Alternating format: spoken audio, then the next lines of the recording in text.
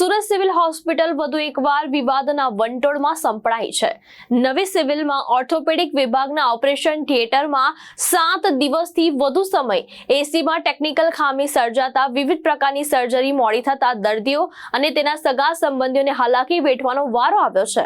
દક્ષિણ ગુજરાત તેમજ અન્ય રાજ્યોમાંથી પ્રતિદિન સુરત નવી સિવિલ હોસ્પિટલમાં અંદાજિત 3000થી વધુ ગરીબ અને મધ્યમ વર્ગના દર્દીઓ વિવિધ ક્લિનિકોની સારવાર માટે આવતા હોય છે।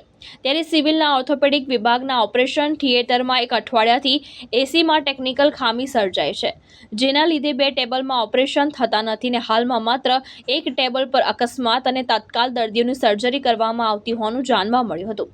આરએમઓ ડોક્ટર કેતન નાયકે જણાવ્યું હતું કે ગત અઠવાડિયામાં ઓર્થોપેડિક ઓપરેશન થિયેટરમાં એસી એકાએક બંધ થઈ જતા ઓપરેશન થિયેટર બંધ કરવાની નોબત આવી હતી।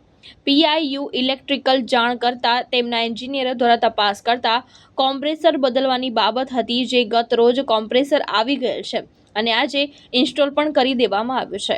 એકાદ દિવસ ટેસ્ટિંગમાં થશે ને ત્યારબાદ ઓપરેશન થિયેટર ચાલુ થઈ જશે અને તે સમય દરમિયાન એક ઇમરજન્સી સર્જિકલ ઓટી હતું, તેને ઓર્થોપેડિક વિભાગને વપરાશ કરવા માટે મંજૂરી આપવામાં આવી હતી, જેથી કરીને દર્દીઓને હાલાકી ન થાય।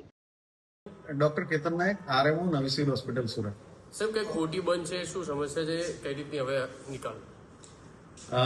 ઓપરેશન ઓર્થોપેડિક વિભાગનું એક ઓપરેશન થિયેટર છે, એમાં એર કન્ડિશનનો પ્રોબ્લેમ થયેલો હતો એક અઠવાડિયા અગાઉ, એટલે એને બંધ કરવામાં આવેલું હતું અને એને પીઆઈયુ ઇલેક્ટ્રિકને જાણ કરવામાં આવેલી હતી અને પીઆઈયુ ઇલેક્ટ્રિક દ્વારા એના કંપનીના એન્જિનિયરને બોલાવીને તપાસ કરતા એમાં કોમ્પ્રેસરની ખામી સર્જાયેલી હતી અને કોમ્પ્રેસર નવું નાખવાનું હતું।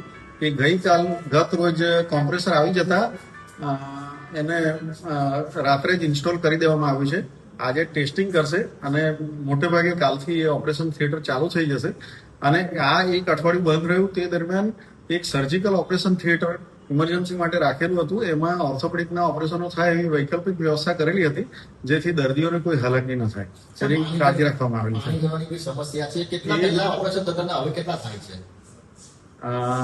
સંખ્યામાં કંઈ ખાસ ફરક નથી પડ્યો। ઇમરજન્સી 24 કલાક ચાલે છે અને એ પણ કરેક્ટ કરવામાં આવ્યું છે, એ પણ બંને સાથે પેરેલલ જ કામ થઈ ગયું છે। ભાવેશ ઉપાધ્યાય, દ્રષ્ટિકોણ ન્યૂઝ, સુરત।